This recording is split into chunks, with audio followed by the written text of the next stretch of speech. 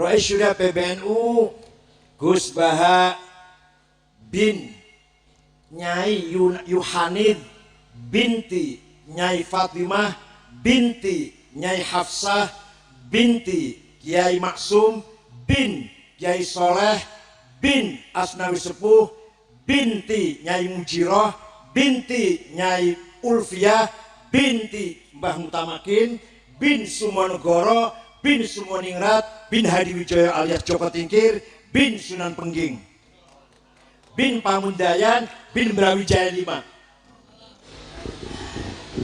Begini, jadi saya akhirnya menekuni ilmu itu di Sarang. Yang jelas begini, sebelum hadirin tahu banyak, tradisi keluarga saya itu menghafal Quran. Dulu bapak saya Kiai Haji Nur Salim Al-Hafidh setiap kesini itu diminta Pak Hamid baca Quran di kamarnya. Jadi bapak saya itu kecelok ponakan mantu. Saya dengan Mbah Hamid itu nasibnya sama. Jadi Mbah Umar itu punya istri namanya Maimunah, itu mbak kandungnya Mbah Bedowi.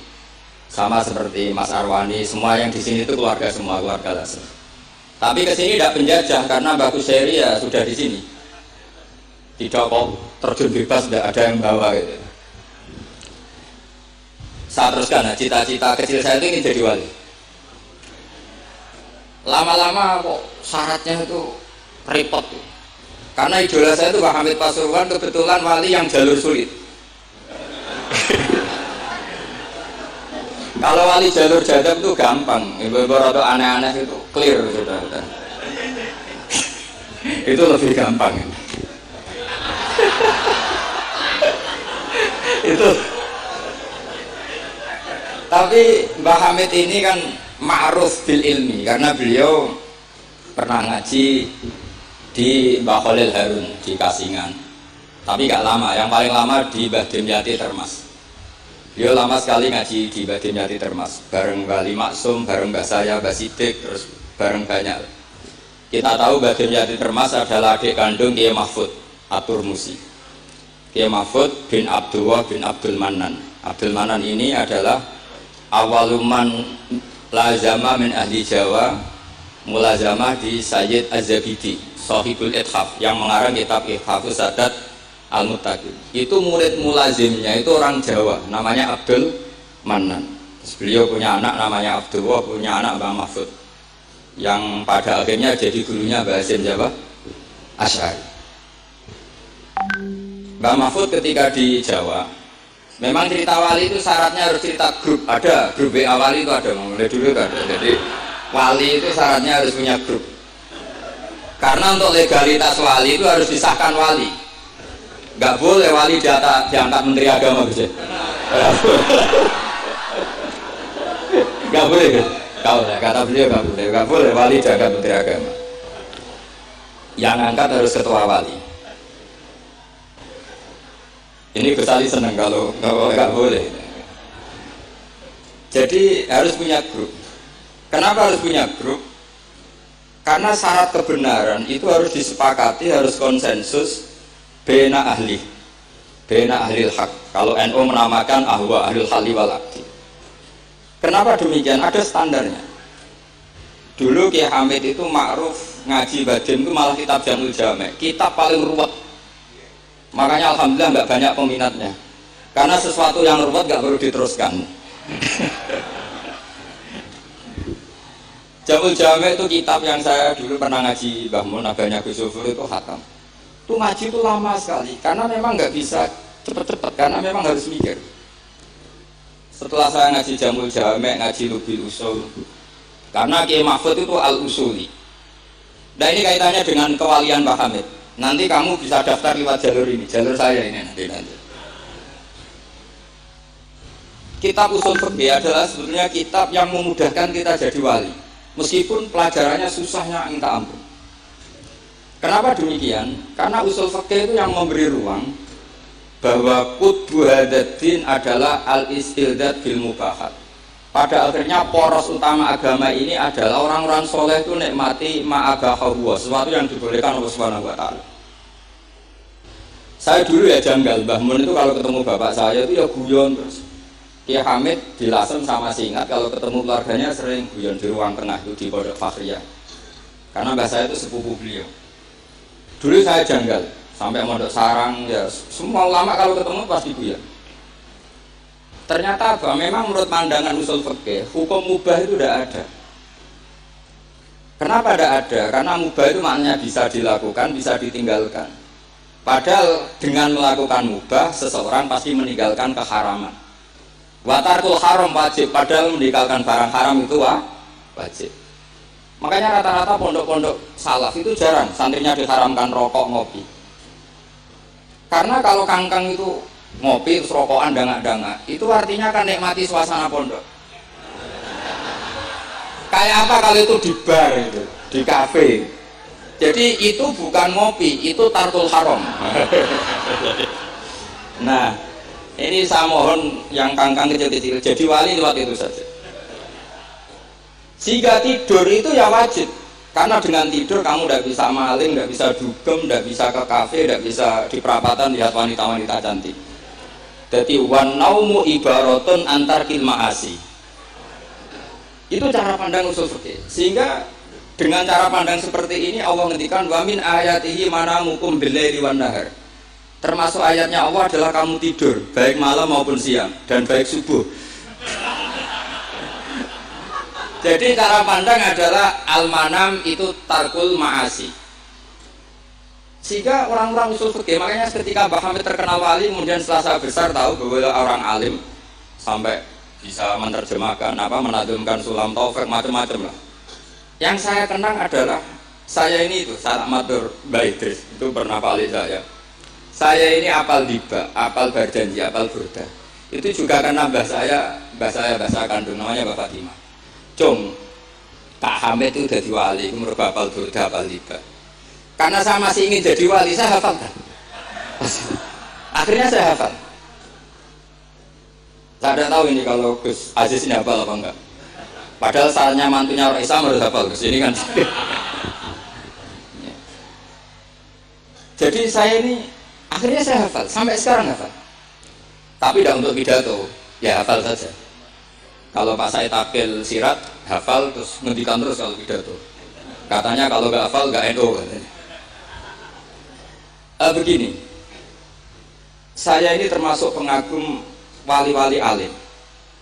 Mimbenihim tentu Mbah Hamid. Pertama Mbah Mun terkenal wali itu juga diantaranya yang memaklumarkan itu Mbah Hamid. Ini masalahnya ada Mas Arwani. Ketika Pak D. telepon sama Mbah Hamid sama keluarga, beliau memutuskan sudah saya hanya sama keluarga. Ketika ada tamu dilihat sama Pak D. telepon, itu siapa? Itu Gus Mun. Mbah Hamid spontan ngintikan rojulun alimun waliwo. Semenjak itu orang Mbah Hamid spontan komentari Mbah Mun rojulun alimun waliwo. Semenjak itu orang ya sama lah seperti Pak Hamid dulu. Mungkin sudah wali, tapi maklumatnya ketika Habib Ja'far bin Syekhon memaklumatkan bahwa akan datang seorang wali, terus yang datang ngaji yaitu Kiai Hamid. Nah ini nunggu pengumuman berikutnya. Tapi tadi Gus Gofur sudah mengumumkan Gus Ali datang, ini juga wali. Jadi, anggap saja ini penobatan. Cuma yang agak masalah ini kan Gus Gofur itu pernah putus sama Gus Ali. Mbah Mun saja manggil Gus Ali lek. Jadi ini kalau betul penobatan minal adna ilal a'la ini agak. Jadi ini tauliyatul adna lil a'la. Jadi ini agak masalah. Maka belum begitu sah ini tadi. Atau kalau sah ya tanpa penobatan itu memang sudah wali itu. Jadi ini begini, saya minta supaya pendaftaran wali itu lewat jalur ilmu saja.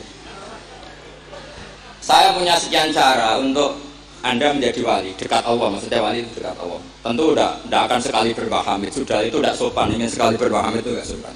Jadi wali yang biasa-biasa saja. Saya pernah baca hadis di Musnad Ahmad. Suatu saat Rasulullah itu kelihatan ceria sekali. Oh, monggo Gus Idrar, monggo, gimana Gus Idrar?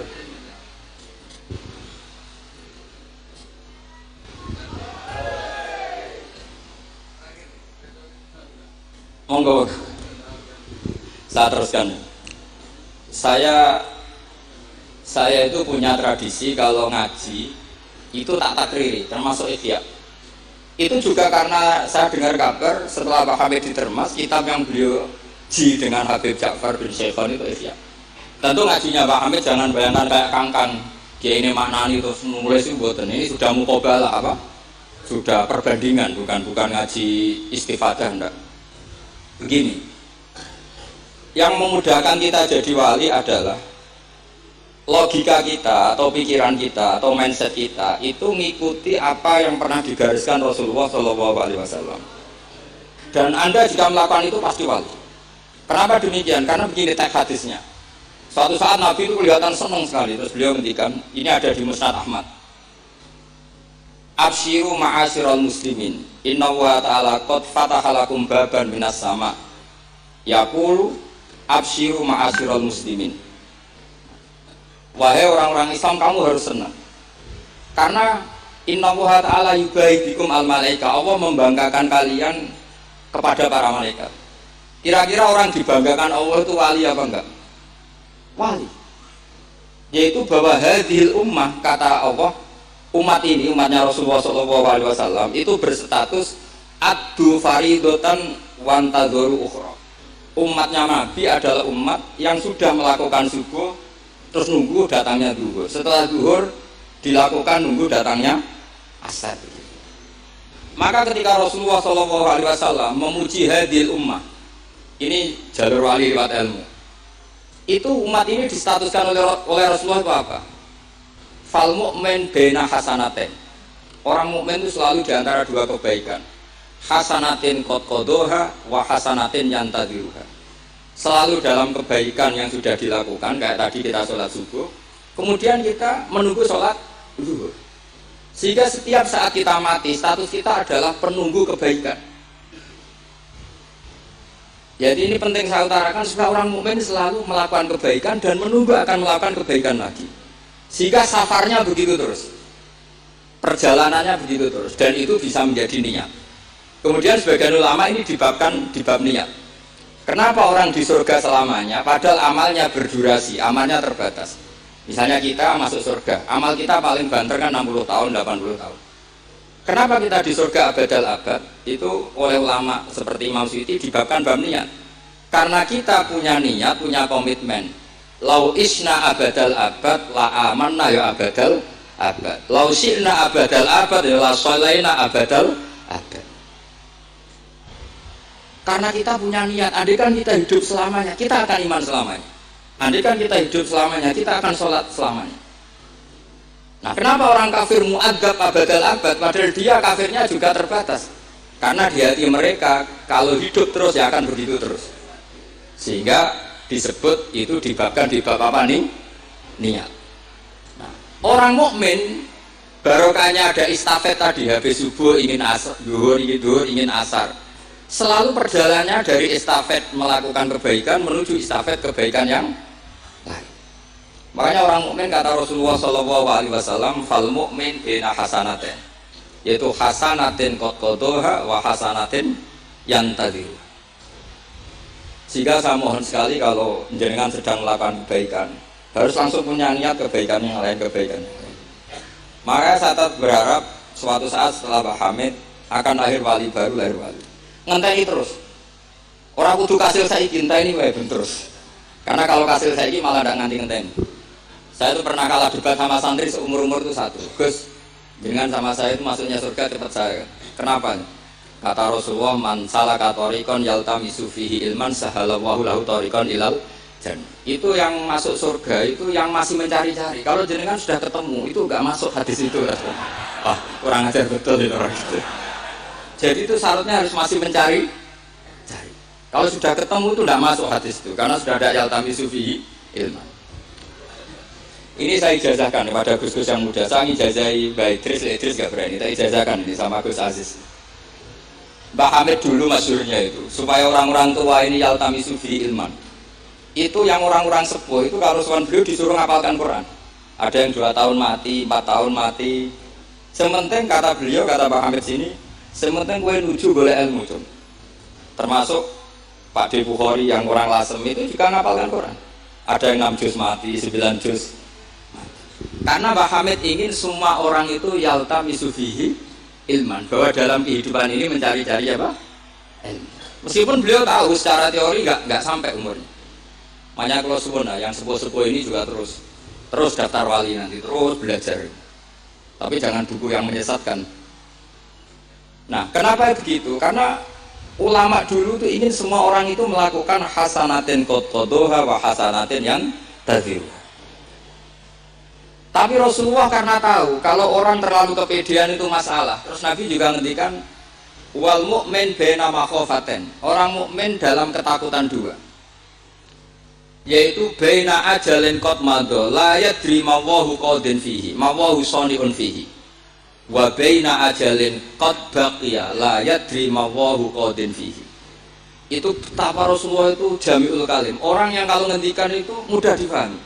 Tapi kamu jangan selalu gembira, kamu itu punya dua ketakutan, dihimpit dua ketakutan. Yaitu ketakutan masa lalu kamu, yang kamu tidak tahu Allah akan memperlakukan kamu kayak apa. Dan ajal yang akan datang, kamu juga gak pernah tahu nanti kamu diperlakukan Allah kayak apa. Makanya terus ulama-ulama kalau ngarang itu biasanya dibabkan kitabul khaufi war roja. Jadi rojaknya karena al-mu'min baina hasanaten, yaitu hasanatin qad qadha wa hasanatin yantadhiruha, tapi juga al-mu'min baina makhafaten baina ajalin qad madha la yadri ma wallahu sani'un fihi wa baina ajalin qad baqiya la yadri ma wallahu qadin fihi. Sehingga orang Islam semuanya stabil, ada khauf, ada raja. Dan itu lagi-lagi di kitab Ihya, kitab yang dimulazamai Mbah Mun, dimulazamai Mbah Hamid. Saya sampai sekarang masih terus belajar Ihya. Nak ra iso ya kerpek. Saya sampai sekarang masih ngerpek kitab Ithafid.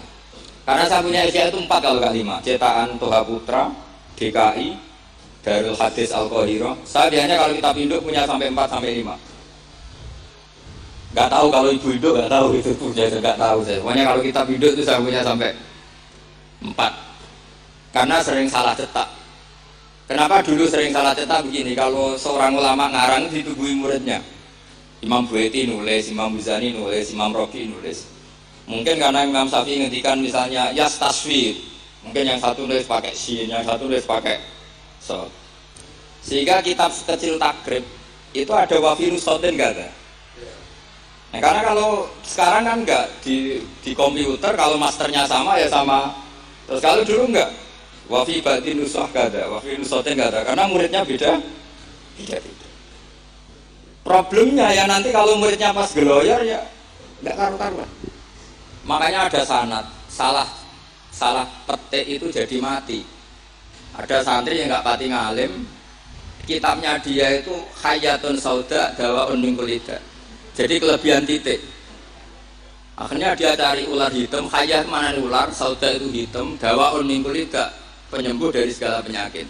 Karena kitabnya pakai titik 2, dia cari ular hitam, kebetulan itu kobra.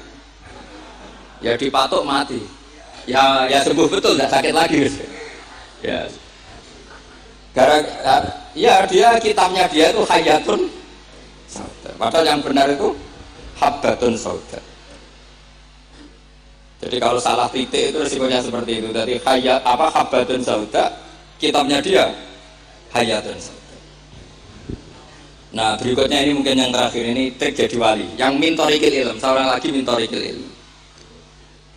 Banyak kitab menjelaskan bahwa Abu Yazid Al-Bustami itu tanya, ya Allah, orang sehebat saya itu siapa? Karena beliau itu ahli ibadah.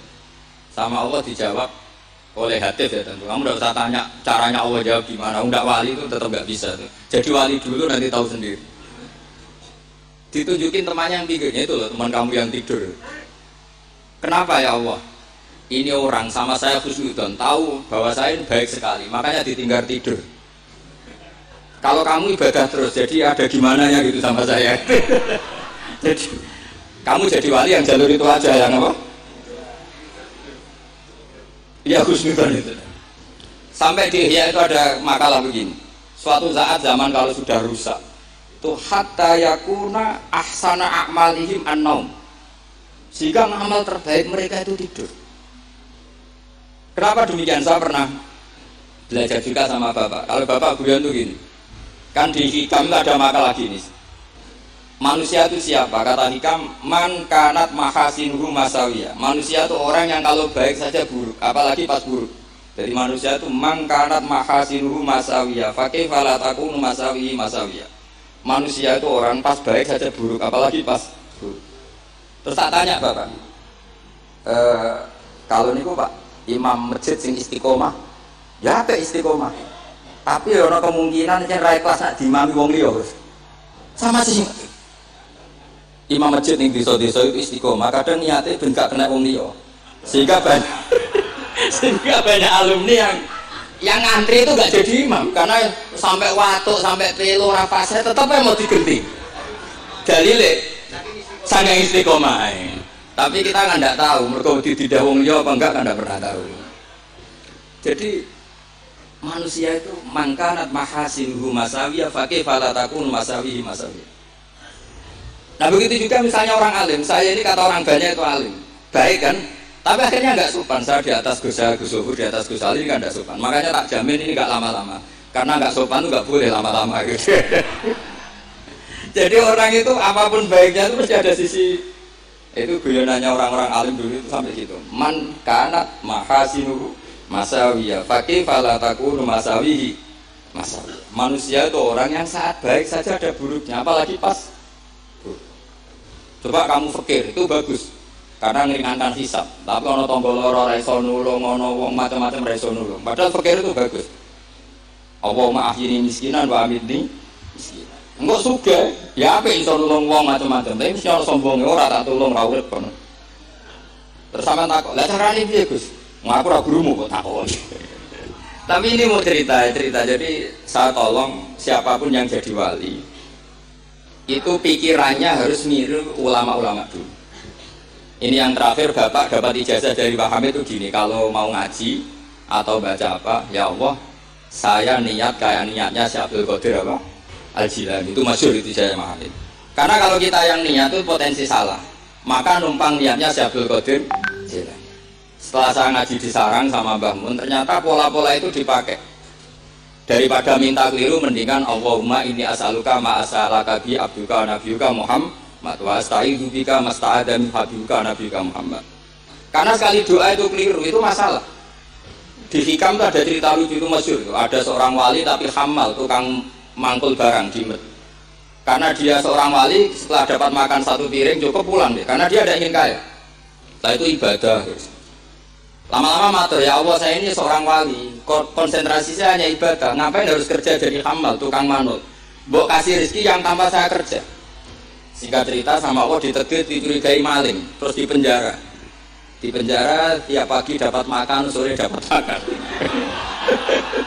Terus tanya, ya Allah kenapa jadinya gini? Kan kamu minta rezeki tanpa kerja. Ya di penjara itu gitu. Nah makanya semenjak itu wali-wali itu gak berani doa karena sekali salah itu masalah. Termasuk doa minta jadi wali itu efeknya punya istri cerewet kata Zuhur.